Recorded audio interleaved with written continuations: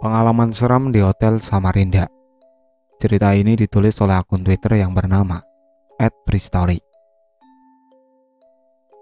Kali ini aku akan cerita tentang pengalaman seram yang aku alami di salah satu hotel di Samarinda. Dan ada hubungannya dengan wilayah hutan raya Bukit Suharto, Kalimantan Timur. Terjadi pada tahun 2013. Aku ini orang yang paling penakut ketinggian. Bisa pingsan kalau harus berada di tempat tinggi. Iya, tentu saja. Aku paling takut naik pesawat terbang. Tapi karena tugas kantor, dengan sangat terpaksa aku harus menggunakan pesawat untuk mencapai tujuan-tujuan luar kota. Ketika harus naik pesawat, malam sebelumnya dapat dipastikan aku nggak akan bisa tidur, keringat dingin. Dan beberapa kali telepon ibu dan bapak di rumah untuk meminta doa dari mereka. Norak ya. Ada yang menyarankan untuk minum Antimo sebelum terbang. Aku jalanin. Aku minum Antimo 2 butir. Efeknya apa? Aku tetap melek dan segar bugar di dalam pesawat karena gugup dan takut. Setelah landing dan naik kendaraan, baru bisa tidur lelap akibat Antimo. Begitulah. Pada tahun 2013, kantor menugaskan aku untuk ke Samarinda, kota yang cukup besar di Kalimantan Timur. Excited karena itu adalah untuk pertama kali aku ke Samarinda. Tapi ada yang bikin aku deg-degan. Iya, terbang. Jakarta Samarinda harus menggunakan pesawat.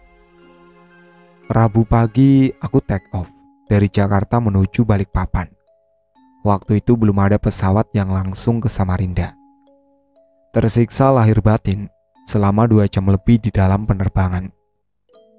Singkat cerita, akhirnya aku mendarat mulus di Bandara Sepinggan Balikpapan. Dari Balikpapan aku lanjut jalan darat menggunakan mobil. Sekitar 3 jam lebih perjalanan ke Samarinda. Pemandangan di sana sangat bagus loh. Tapi emang dasarnya aku hobi jalan-jalan, apalagi ke tempat yang baru pertama kali dikunjungi. Jadi menurut aku apapun kondisinya, ya enak-enak aja. Oh iya, perjalanan dari Balikpapan Samarinda ini melewati wilayah yang bernama Bukit Suharto.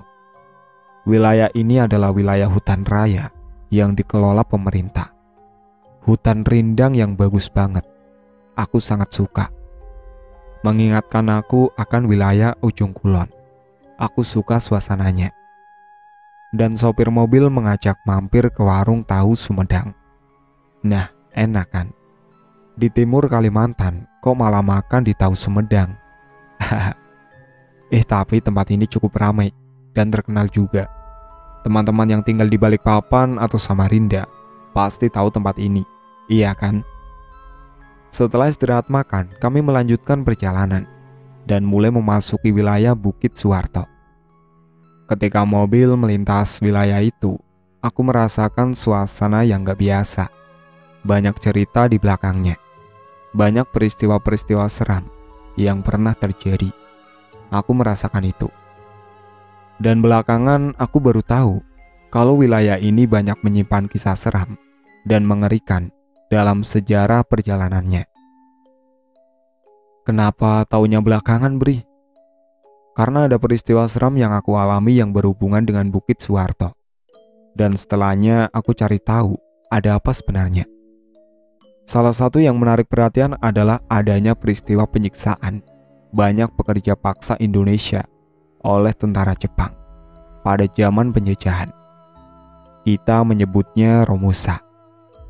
Menurut cerita warga, banyak penampakan-penampakan yang berkaitan dengan kejadian yang tercatat dalam sejarah itu. Belum lagi ada cerita yang beredar mengenai kejadian ada orang yang dirampok dan kemudian dibunuh. Jasadnya dibuang di dalam wilayah hutan Bukit Suharto. Nah, kejadian yang terakhir inilah yang sepertinya ada hubungannya dengan kejadian yang aku alami di Samarinda nantinya. Matahari sudah hampir sejajar dengan ubun-ubun di kepala ketika mobil yang aku tumpangi mulai memasuki kota Samarinda. Gila panasnya. Tujuan aku langsung ke kantor klien untuk menyelesaikan pekerjaan secepatnya, supaya bisa langsung cari kopi lokal. Kopi lokal, Bri? Iya, kopi lokal. Sebagai kopi janki, setiap daerah yang dikunjungi, aku pasti cari kopi asli daerah setempat. Makanya, aku mau buru-buru ke hotel, supaya bisa langsung jalan-jalan keliling kota dan ngopi. Gak berapa lama, aku sampai juga di hotel tempat aku tinggal 2 malam ke depan. Harusnya. Hotel berbintang yang dekat dengan salah satu mall besar di kota itu. Hotel yang bagus. Pada balkon lantai atas, aku bisa lihat pemandangan Sungai Mahakam yang besar dan indah itu. Ada yang kurang mengenakan ketika aku masuk ke kamar, karena kamar yang akan aku isi ternyata twin bed. Aku paling gak mau menginap di hotel dengan fasilitas twin bed. Sebelum-sebelumnya ada pengalaman gak enak ketika aku harus menginap di hotel sendirian dengan 2 tempat tidur. Akhirnya aku komplain ke manajemen untuk mengganti kamar dengan yang single bed. Manajemen menyanggupi untuk mengganti kamar dengan yang single bed. Sementara mereka menyiapkan kamar, aku memutuskan untuk jalan cari kopi. Oh iya, ada kejadian aneh ketika pertama kali masuk ke kamar yang twin bed itu. Ketika sedang di toilet, samar-samar aku mendengar ada suara laki-laki. "Tolong antar kami pulang." Begitu kira-kira suaranya. Awalnya aku pikir itu suara dari kamar sebelah. Gak ambil pusing, aku langsung cabut. Malam itu aku habiskan warawiri keliling kota untuk makan malam dan ngopi-ngopi tampan sendirian. Iya, sendirian. Kasian kan? Ada satu spot ngopi di pinggir Sungai Mahakam. Tempatnya nyaman. Lupa aku namanya apa. Sekitar jam 9 malam aku balik ke hotel. Ternyata kamar aku yang baru sudah siap. Saat itu aku sangat merasa lega. Tapi, sial, ketika aku sudah di dalam kamar, ternyata AC-nya panas, alias rusak. Sekali lagi aku komplain. Manajemen bilang kamar lain yang setara sudah gak ada lagi. Satu-satunya kamar yang available adalah kamar dengan 2 tempat tidur yang di awal tadi. Aku pengen istirahat. Ya sudah, daripada semalaman kepanasan, akhirnya aku ambil kamar dengan twin bed itu. Itu juga dengan rasa terpaksa. Beberapa kali aku punya pengalaman gak enak ketika bermalam sendirian di hotel dengan kamar 2 tempat tidur. Dan waktu itu aku berharap semoga gak ada kejadian aneh. Ternyata harapan gak terkabul. Setelah berberes, yang aku lakukan pertama kali adalah mandi. Kebetulan toilet hotel ada bathtub. Cocok deh mau berendam. Kira-kira jam 10 malam waktu itu, aku masih menikmati berendam air hangat. Sebegitu nyamannya, dan ditambah melelahkannya hari itu, aku sampai hampir ketiduran. Tapi gak jadi tidur beneran, karena sekali lagi aku mendengar suara laki-laki. "Tolong antar kami pulang." Kaget, karena kali ini suara tersebut terdengar lebih jelas dari waktu pertama kali aku dengar.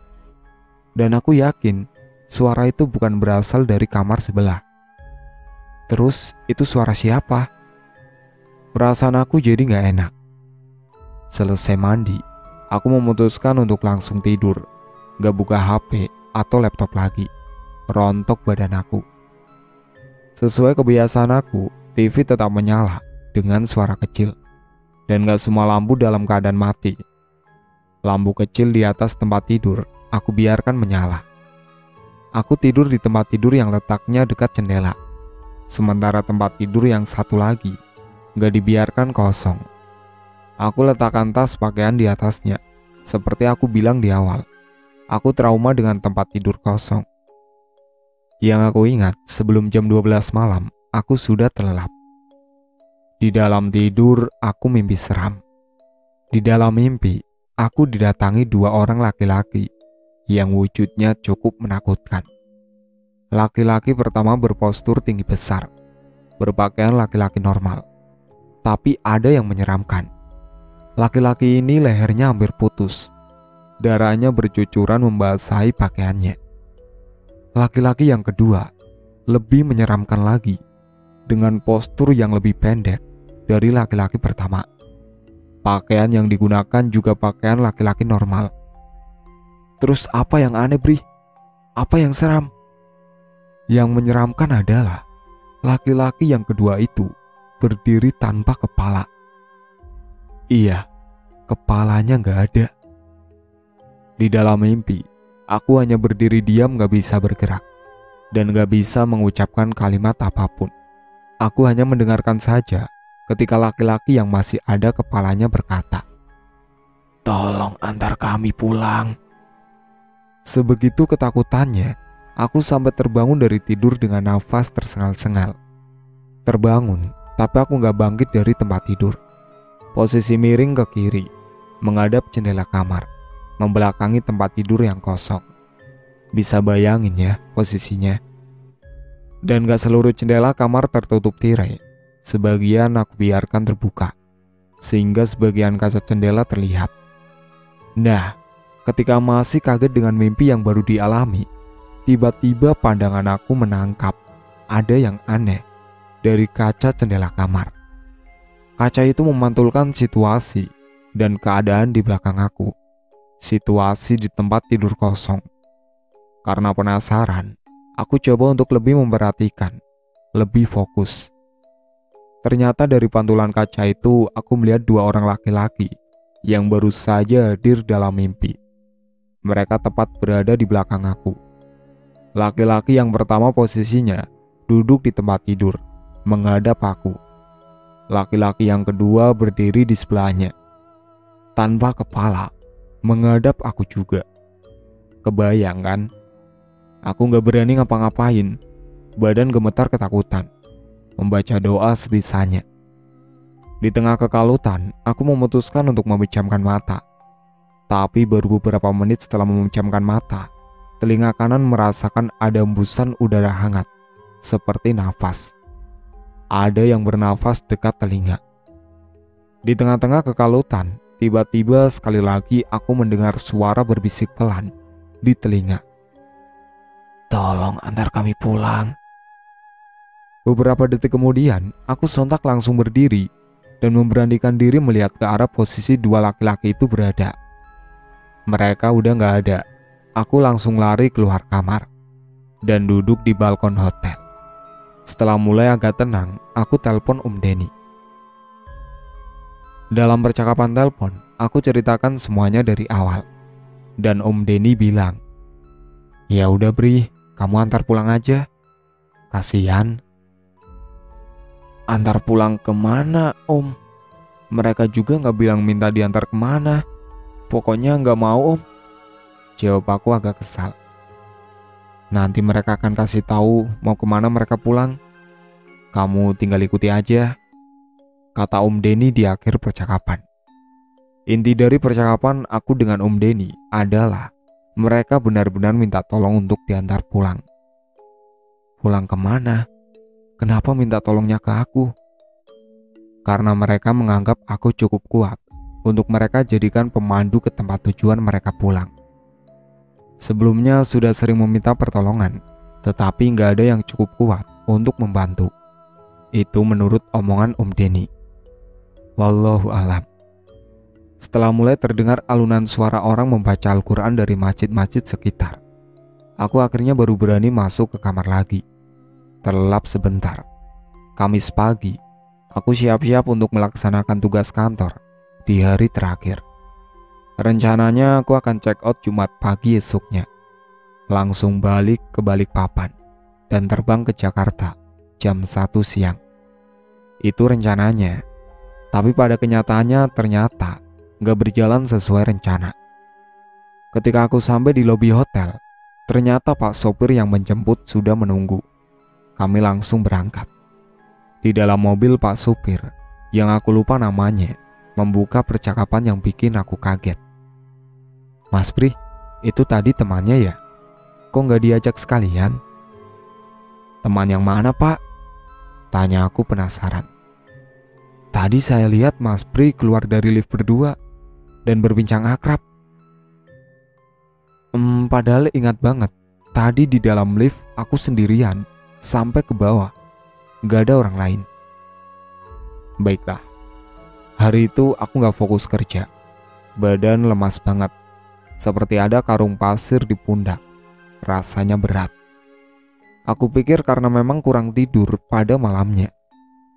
Beberapa rekan klien bilang wajahku pucat. Beberapa kali terlihat bengong. Aku bilang aja, mungkin karena kecapean. Untungnya, tugas kantor selesai gak sore-sore amat. Jam 2 siang sudah beres.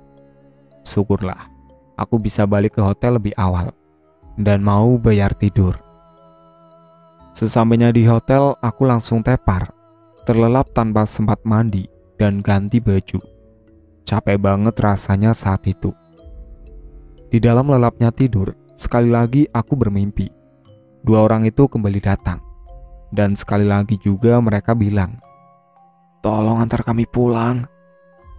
Aku terbangun dari tidur saat menjelang maghrib. Bangun tidur badan malah terasa capek banget. Boro-boro segar. Aku melamun bentar memikirkan mereka yang berisik banget minta antar pulang. Beberapa saat lagi malam menjelang dan malam Jumat pula. Perasaan aku bilang, kalau malam Jumat nanti pasti akan lebih heboh dari malam sebelumnya.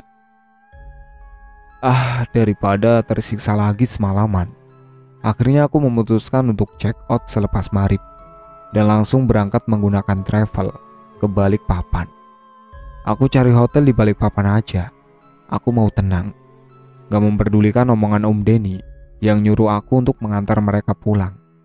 Aku langsung berkemas dan berangkat ke Balikpapan. Bodoh amat. Untungnya, aku masih dapat tempat duduk di travel tujuan Balikpapan. Walaupun dapat mobil terakhir hari itu, keberangkatan jam 10 malam. Jam 9 malam aku sudah sampai di pool travel. Hanya ada beberapa orang di dalam ruang tunggu. Mungkin karena bukan hari libur atau musim liburan. Jadi jarang ada orang bepergian keluar kota. Mungkin. Mendekati jam keberangkatan, yaitu jam 10 malam, ruang tunggu semakin kosong. Hanya ada aku dan seorang laki-laki berumur sekitar 30 tahun. Tepat jam 10 malam, Pak sopir bilang, mobil akan berangkat. Kami para penumpang dipersilakan masuk. Benar aja, mobil benar kosong. Penumpang hanya 2 orang. Hanya ada aku dan laki-laki yang tadi aku bilang. Aku duduk tepat di belakang kursi supir. Kursi sebelah aku kosong. Penumpang yang satu lagi duduk di deretan kursi tengah. Di belakang aku duduk. Perlahan mobil meninggalkan Samarinda, membelah gelapnya malam di sisi Sungai Mahakam. Badan masih capek dan berat. Aku memaksa tidur. Terlihat 1-2 jam mungkin akan sedikit membantu. Tapi ketika akhirnya sudah mulai bisa terlelap, aku kaget dan terbangun. Ada apa, Bri? Ingat kan satu penumpang lain yang duduk di belakang? Iya. Tiba-tiba dia sedikit terlihat panik dan bilang, "Pak sopir, stop Pak, stop. Saya turun di sini aja." Pak sopir langsung menghentikan kendaraan dan bertanya, "Kenapa nggak jadi ke Balikpapan, Pak?" "Gak apa-apa, Pak. Saya batal pergi," jawabnya. Posisi mobil masih sedikit di luar kota Samarinda. Kira-kira baru berjalan 30 menit. Tapi, ketika penumpang itu berjalan menuju pintu keluar, beliau berbisik pelan ke arahku. "Jangan nengok ke kursi belakang, Mas. Pokoknya jangan."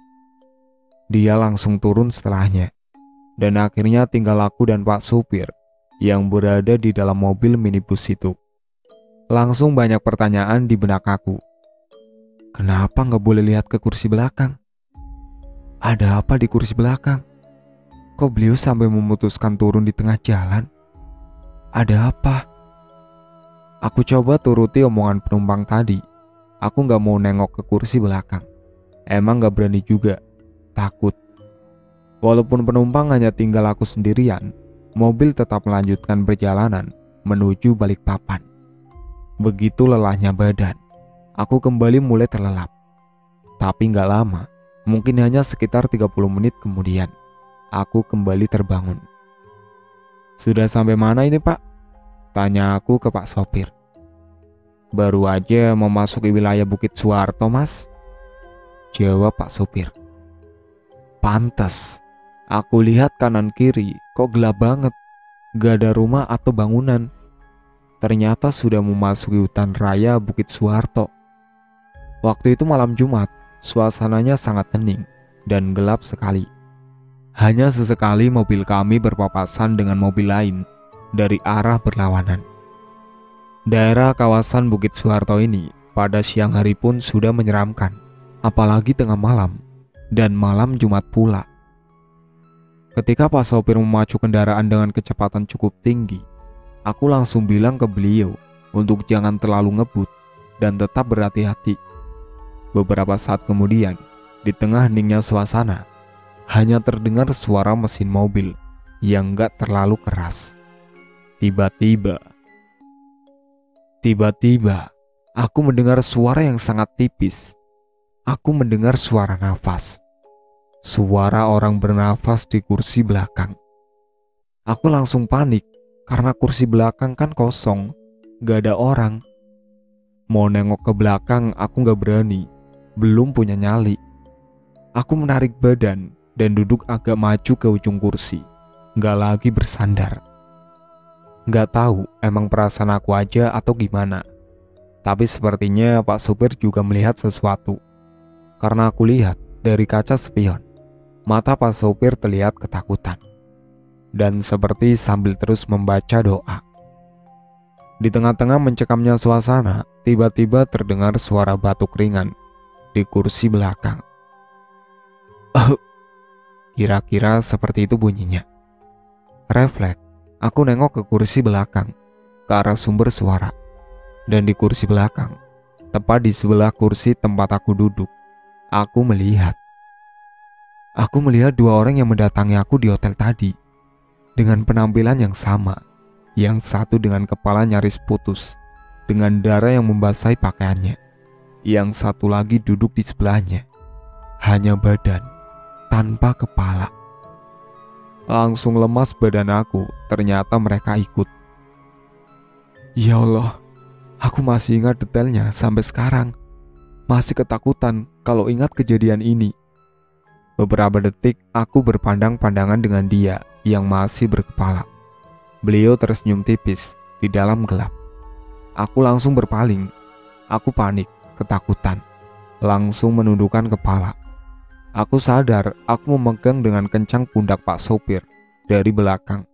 Tapi beliau diam saja, seperti sudah mengetahui peristiwa yang terjadi di belakangnya. Beberapa menit kemudian, aku merasakan kalau mobil berbelok ke arah kanan jalan dan berhenti. Aku dongakkan kepala. Mobil berhenti di depan warung kecil yang sudah tutup. "Mas, kita turun dulu di sini, Mas," ajak Pak sopir dengan suara sedikit bergetar sambil mematikan mesin. Aku nurut, langsung buka pintu dan keluar mobil tanpa berani melihat sedikit pun ke arah kursi belakang. Kami berdua langsung duduk di depan warung yang sudah tutup itu. Hanya lampu kecil di atap yang menyala. Cukuplah daripada gelap sama sekali. Kami duduk hanya beberapa meter dari mobil. Depan ada jalan raya dan hutan rindang di seberangnya. Sekeliling warung adalah hutan. Jam 12 tengah malam ketika aku dan Pak sopir terdampar di tengah-tengah wilayah Bukit Suharto. Hanya sesekali mobil yang lewat melintas. Sepi sekali. "Saya takut, Mas. Saya nggak tega juga lihat Mas ketakutan juga di kursi belakang," kata Pak sopir membuka omongan. "Emang Bapak lihat mereka juga?" tanyaku pelan. "Saya lihat dari spion. Waktu Masnya masih tidur pun mereka sudah ada. Saya sudah lihat duluan." Waduh.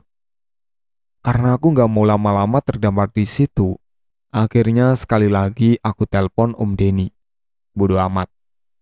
"Om, tolongin aku, Om." Aku langsung bilang gitu ketika Om Denny mengangkat telepon di ujung sana. Setelah aku ceritakan semuanya, Om Denny malah ketawa nyeselin. Kemudian Om Denny nyuruh untuk meletakkan HP aku di dalam mobil. Beliau mau coba berkomunikasi dengan mereka.